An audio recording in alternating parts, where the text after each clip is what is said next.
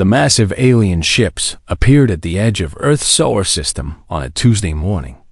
Admiral Kethver of the Zelthran hegemony stood on the bridge of his flagship, looking at the small blue planet through the viewscreen. 47 worlds had surrendered to him. This would be number 40-8. The process was always the same. Show overwhelming force. Make demands. Watch the primitive species panic and beg for mercy. Accept their surrender. Move on to the next target. The Zelthrans had perfected this system over 300 years of conquest. Send the standard message. Kethver ordered his communications officer. The message went out across all human frequencies in perfect English, translated by their advanced computers. People of Earth, we are the Zelthran hegemony. Your world is now under our control. You have 24 hours to surrender unconditionally. Lay down all weapons. Prepare for occupation. Resistance will result in the complete destruction of your species. This is your only warning. Kethver expected the usual response: panic, chaos, desperate attempts to negotiate. Perhaps some pathetic show of defiance before inevitable collapse. He had seen it all before. The human response came 6 hours later. No, that was it. One word. No explanations. No negotiations. No begging. Just a simple refusal that echoed across space. Kethver blinked his 4 eyes in confusion. Did they not understand the message? His communications officer checked the translation systems. Sir, the message was perfectly translated. They understood completely. Send it again. Perhaps they need time to process the reality of their situation. The second message was sent. This time, the humans responded faster. We heard you the first time. Our answer remains no. Earth is not for sale, not for rent, and definitely not for taking. If you want it, come and try to take it.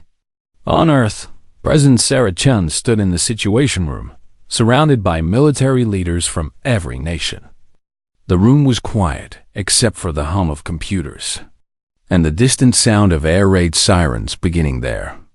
First test run in decades. They actually said no to the aliens, whispered General Rodriguez from the Joint Chiefs. Ma'am, their fleet could destroy our entire civilization. I know exactly what their fleet can do, General, Chun replied calmly. But some things are worth more than survival. Our freedom is one of them. Within hours, every nation on Earth began mobilizing. Factories that made cars started making armor. Computer programmers began working on weapons systems. Children were evacuated from major cities, while adults prepared for the worst. War in human history. The Zelthrans watched these preparations with amusement. Kethver had seen primitive species try to resist before. It never lasted long once they witnessed superior technology in action. The Admiral, his tactical officer, reported. They appeared to be fortifying their moon base. How many defenders? Perhaps 3,000 humans, sir. Kethver laughed, a sound like grinding metal. 3,000 against our assault fleet? This will be over quickly. Order the attack on their lunar facility. Once they see how easily we crush their best defenses, they will surrender properly. The Zelthran assault began at dawn, Earth time. 50 sleek alien warships approached Luna Base, their weapons charging with deadly energy. The human base was a simple collection of dome buildings connected by tunnels, clearly not designed for military purposes. The first Zelthran energy blasts tore through the outer defenses like paper. Atmosphere rushed out into space. Emergency lights flashed red across the facility. Any reasonable species would have surrendered immediately. Instead, the humans fought back. They had turned their mining equipment into weapons. Massive drilling machines became mobile artillery. Construction mechs became war robots. Even the transport shuttles had been modified with explosive charges, turning them into guided missiles. The Zelthran ships. designed for fighting other advanced civilizations with energy shields and beam weapons. Were not prepared for humans throwing chunks of metal and explosive devices. A mining drill punched through the hull of one ship. A modified shuttle packed with nuclear warheads crashed into another. But the real shock came from the humans themselves. When their weapons failed, they used tools. When their tools broke, they used their hands. When cornered and offered the chance to surrender, they chose to fight to the death rather than give up. Commander Yethala led the ground assault team that finally breached the main dome of Luna Base. He expected to find survivors ready to surrender. Instead, he found the last 50 humans in the facility, gathered in the central chamber. They had built barricades from furniture and equipment. Some were wounded and bleeding. All of them were armed with whatever they could find. An old man held a welding torch like a sword. A young woman clutched a mining laser with both hands. "Surrender now," Yethala commanded through his translator. "Your resistance is over. We offer you life if you submit." The old man stepped forward. His name tag read Chief Engineer Murphy. He looked at the alien commander with tired but determined eyes.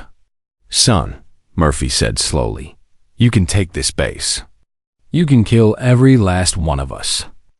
But you'll never take our world. Because for every human you kill, 10 more will take our place. We're not just fighting for our lives. We're fighting for our home."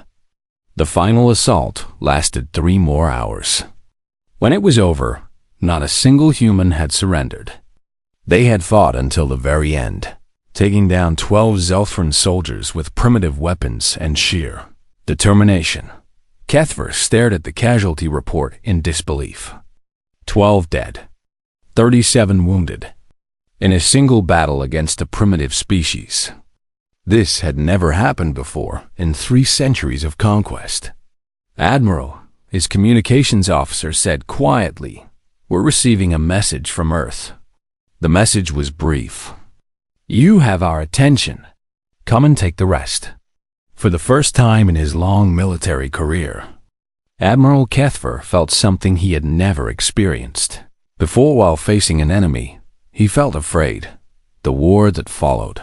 Luna Base changed everything the Zelthrans thought they knew about conquest.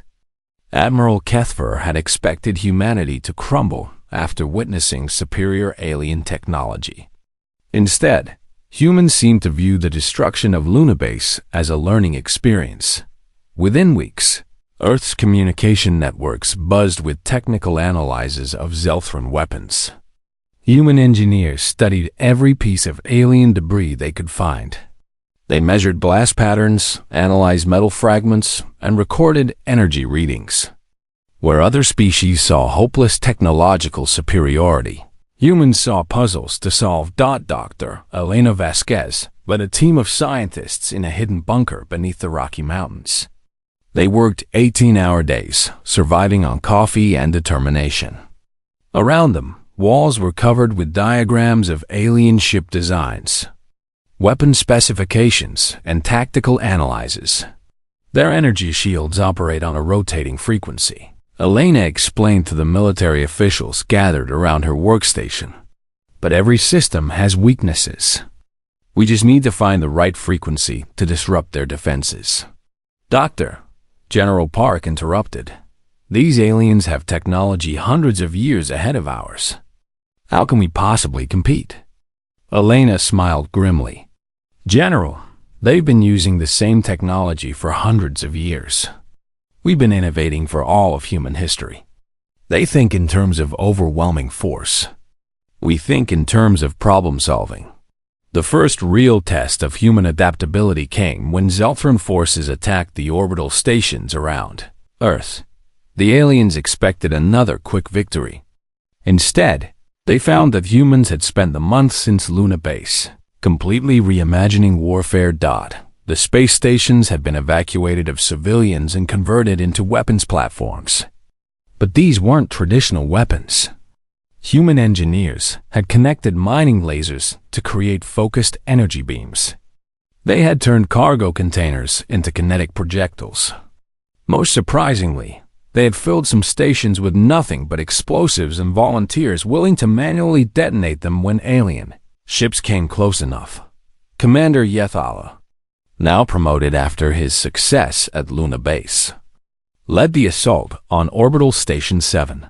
His ship's sensors detected no energy weapons, no particle beams, no advanced defenses. The station appeared helpless. Easy target, he told his crew. Minimal resistance expected. The first surprise was the construction mechs.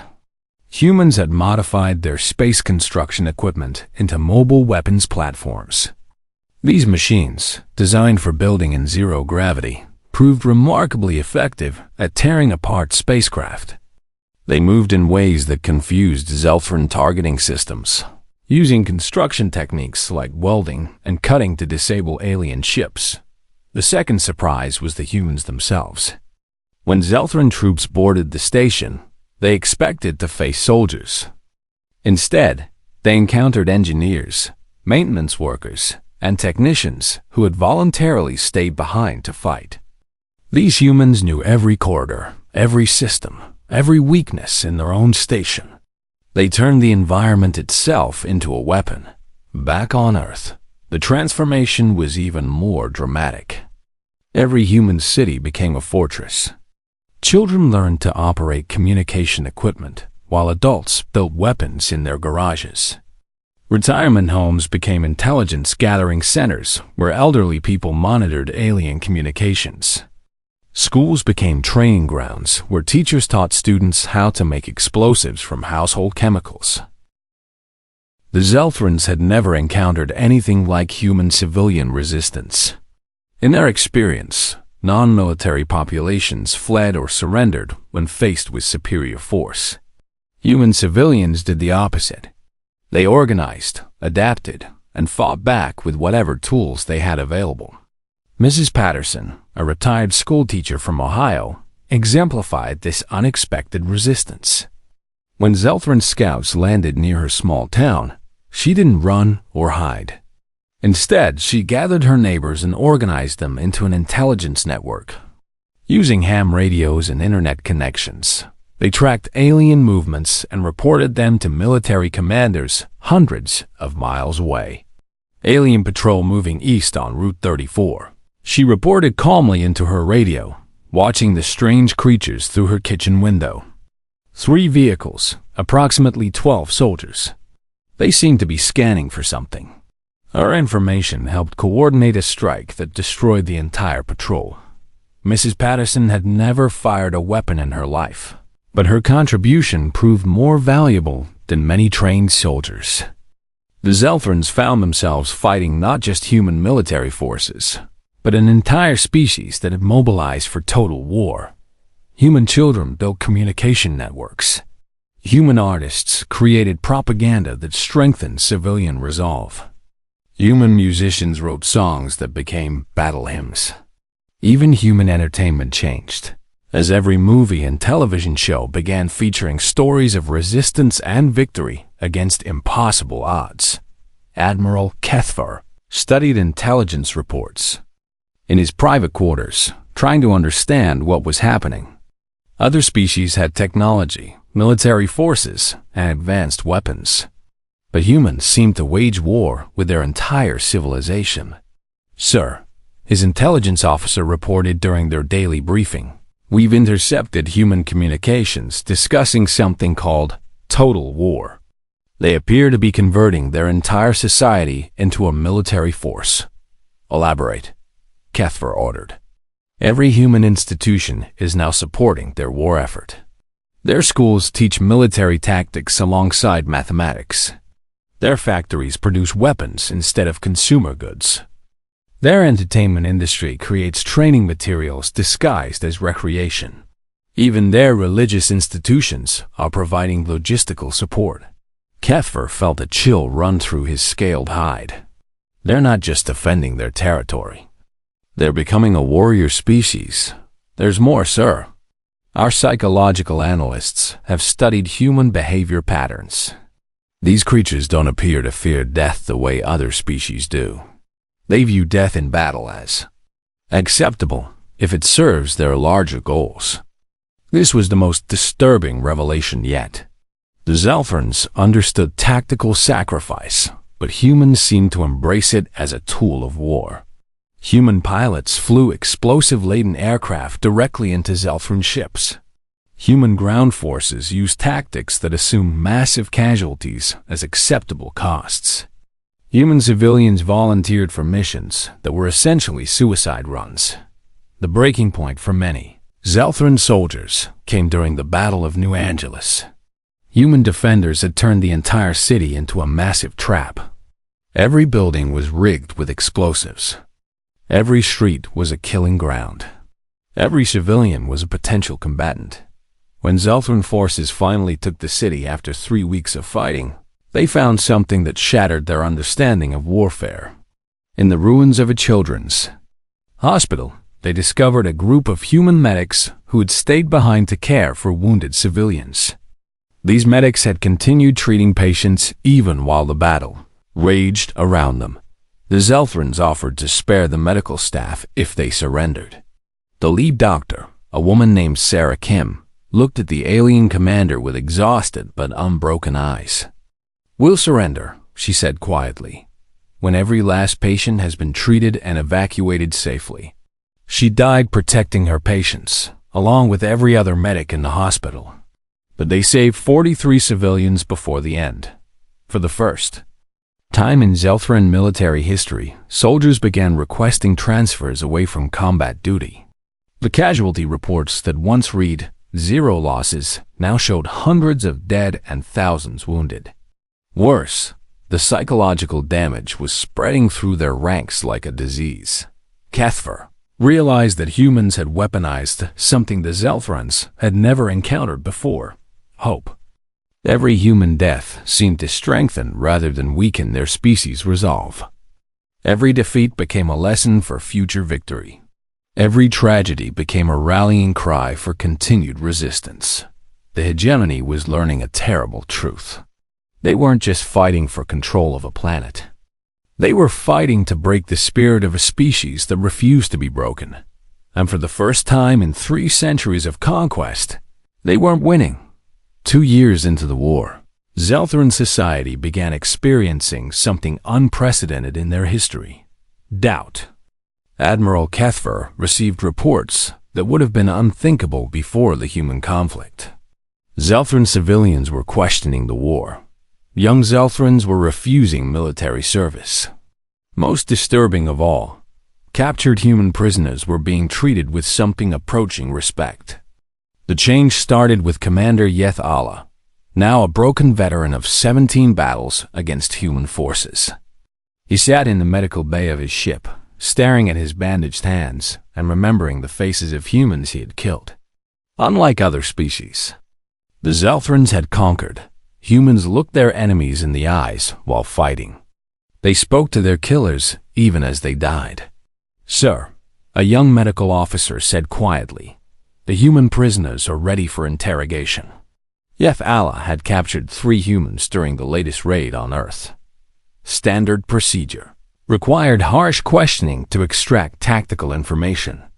But as he entered the holding cell, he found himself looking at something unexpected. The prisoners sat calmly in their restraints. One was an elderly man who looked like someone's grandfather. Another was a young woman barely out of her teens. The third was middle-aged with calloused hands that suggested he worked with machinery. None of them showed the terror that other species displayed when captured. "I am Commander Yeth Allah," he began, activating his translator. "You will answer our questions about human military capabilities." The elderly man, whose identification indicated he was Professor James Wright, smiled sadly. "Commander, we'll answer any questions you want to ask.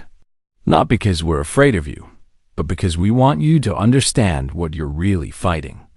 This was not the response Yeth Allah expected. "You will provide information about human weapons and defenses." "Of course," the young woman replied. Her name was Lisa Chun, and according to captured records, She was an engineering student. But you should know that by the time we tell you anything useful, our people will have already changed everything. That's what we do. We adapt. The middle-aged man, Michael Santos, a factory worker from Detroit, leaned forward in his restraints. Commander, can I ask you a question? Do you have a family? Yathala paused. The question seemed irrelevant to interrogation. I have a mate and 2 offspring. Do you miss them? The simple question hit Yathala like a physical blow. He had been away from home for 2 years, fighting a war that seemed to have no end. That is not relevant to this interrogation. It's the most relevant thing in the universe, Professor Wright said gently. Commander, we're not fighting you because we hate your species. We're fighting because we love ours. Every human soldier who dies to protect something beautiful. Our families, our children, our dreams of a better future. Lisa-chan nodded. I have a little brother back on Earth. He's 8 years old and wants to be an astronaut. Every day I fight is another day. He gets to dream about exploring the stars instead of hiding from them.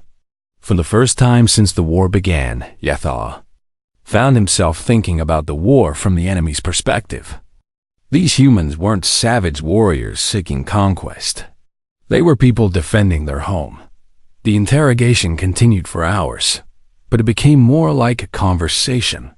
The humans answered every tactical question honestly, explaining human military capabilities with surprising openness. But they also talked about human culture, human hopes, and human dreams.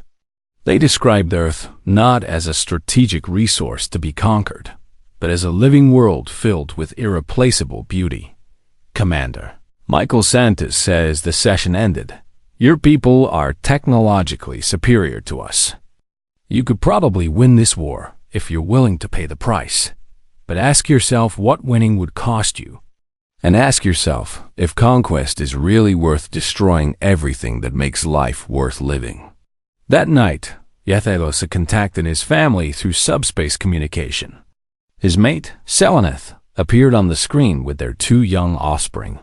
My beloved, she said, you look tired. Is the war going well? Yathala stared at his family's faces and realized he couldn't remember the last time he had felt joy. Sela, what would you do if someone threatened our home? If they wanted to take our children and force us to live under their rule? His mate's expression grew serious. I would fight until my last breath to protect our offspring. Any parent would, even if the enemy was far stronger than us. Especially then. Strength doesn't give anyone the right to take what belongs to others. Yathala closed his eyes. His own mate had just explained why humans refused to surrender. The real turning point came when human prisoners began arriving at Zelthran military bases in larger numbers. Standard procedure required these prisoners to be housed in minimal conditions and interrogated aggressively. But something strange happened as Zelthran soldiers spent more time around human captives. The humans were different from any prisoners the Zelthrans had encountered. They sang songs to maintain morale. They told stories to entertain each other during long confinements. They shared food with weaker prisoners and cared for the wounded without being ordered to do so. Most importantly, they treated their Zelthran guards with polite respect rather than hatred. A young Zelthran guard named Kathmir found himself assigned to watch over human prisoners. His first prisoner was an old woman named Dorothy Miller, a retired nurse who had been captured while treating wounded civilians. Good morning, dear, Dorothy said cheerfully when Kathmir brought her daily food ration. How are you feeling today? Kathmir was confused. Prisoners weren't supposed to ask about their guards' well-being. I am functional. You look tired, sweetie. Are you getting enough rest? This war must be very stressful for everyone involved. No prisoner had ever expressed concern for Kathmir's welfare. Why do you ask? I am your captor. Dorothy smiled the way his grandmother used to smile. You're also someone's child. Probably someone's hope and dream. War doesn't change that. It just makes us forget it sometimes. Over the following weeks, Dorothy and other human prisoners began having quiet conversations with their guards. They didn't try to escape or gather intelligence. Instead, they simply talked to their captors as if they were people rather than enemies. They asked about Zelthran families, shared stories about Earth, and expressed genuine interest in Zelthran culture. The effect on Zelthran troops was profound. Soldiers who had once seen humans as primitive savages began to recognize them as people with hopes, dreams, and families worth protecting. The psychological distance that made killing easy started to disappear. Reports began filtering back to Zelthran space about something unprecedented. Zelthran soldiers were requesting medical treatment for psychological trauma. Military psychiatrists, who had never dealt with combat stress in 3 centuries of easy conquest, found themselves overwhelmed with cases of what humans called battle fatigue. Admiral Kethver read the reports with growing concern. His soldiers weren't just losing battles. They were losing the will to fight. Worse, some were beginning to question whether the war was justified at all. The crisis deepened when human prisoners began a campaign that shattered Zelthran propaganda completely. Instead of complaining about their treatment or demanding better conditions, they began teaching their guards about Earth. They described human art, music, literature, and culture. They talked about human achievements in science, medicine, and exploration. They painted a picture of humanity not as a threat to be eliminated, but as a civilization worth preserving. The final blow to Zelthran morale came when the humans did something unthinkable. They began expressing sympathy for their captors. "This war must be very hard for your people," Professor Wright told Commander Yeth-Ala during one of their conversations. "You've spent centuries conquering helpless species. You were probably told this would be easy. Now you're facing heavy casualties for the first time. Your soldiers are dying far from home, fighting people who just want to protect their families. That must be creating enormous psychological pressure on your entire society." Yeth-Ala realized with horror that the human professor was right. The war was destroying Zelthran society from within. They had created a military machine designed for easy conquest, not prolonged conflict. Their entire social structure was based on the assumption that they would always be the overwhelmingly superior force. Humans had shattered that assumption, and in doing so, they had weaponized something the Zelthrans had never expected to face. They had weaponized empathy itself. The end began not with a great battle, but with a single transmission from Earth. Admiral Kethver received it in his private quarters while reviewing the latest casualty reports. The numbers were staggering. 30,000 Zelthran dead, over 100,000 wounded, and psychological trauma affecting nearly every soldier who had faced human resistance. The transmission came from an unexpected source: the human prisoners aboard his own ship. "Admiral Kethver," Professor Wright's voice said through the communication system, "we would like to request a meeting, not for negotiation or surrender, but because we believe there are things you need to understand about this war." Kethver found himself walking to the holding cells despite every protocol that said he shouldn't engage directly with prisoners. When he arrived, he found all the human captives gathered together. They had been allowed to associate freely because, unlike other species, they never attempted escape. Instead, they seemed content to wait and observe. "Admiral," Professor Wright said respectfully, "thank you for coming. We wanted to show you something that your intelligence officers may not have reported." Lisa Chun activated a small device that projected holographic images. Kethver expected to see military intelligence or tactical information. Instead, he saw something that made his breath catch. The images showed Earth during the war, but not the battles and destruction he expected. They showed human children attending school in underground bunkers, where they learned mathematics and science alongside emergency procedures. They showed elderly humans tending gardens in bomb shelters, preserving seeds and plants for the future. They showed human artists creating music, poetry, and paintings, even as their world burned around them. "Admiral," Lisa said quietly, "this is what we're really fighting for. Not territory or resources or strategic advantage. We're fighting for this, for the right to teach our children, for the chance to create beauty, for the hope that tomorrow can be better than today." Michael Santos stepped forward. "Sir, with respect, your people don't understand what war costs us. You think we fight because we're savage or primitive. We fight because we're human. And being human means protecting the things that make life meaningful." Dorothy Miller, the elderly nurse, smiled gently at the Admiral. "Young man, how long has it been since you've seen your family?"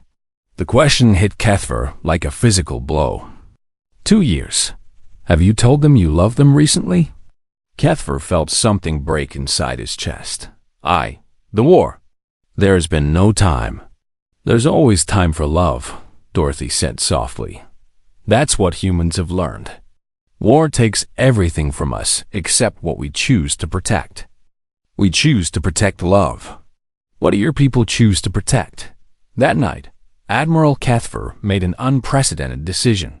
He opened communications with the Zelthran High Council and requested permission to negotiate with human leadership. The request was denied. The council ordered him to continue the assault until human resistance was completely broken. Instead, Kethver did something no Zelthran admiral had ever done. He disobeyed direct orders. The first diplomatic contact between humans and Zelthrans took place in a neutral zone near Jupiter. Kethver brought a small delegation of officers, including Commander Yeth Allah. The humans sent President Chun, General Rodriguez, and Dr. Elena Vasquez. The meeting began formally, with each side stating their positions. But it quickly became something unprecedented in galactic history. A conversation between two intelligent species trying to understand each other. "Admiral," President Chun said, "we need you to understand something fundamental about humanity. We don't want to destroy your people. We don't seek conquest or domination.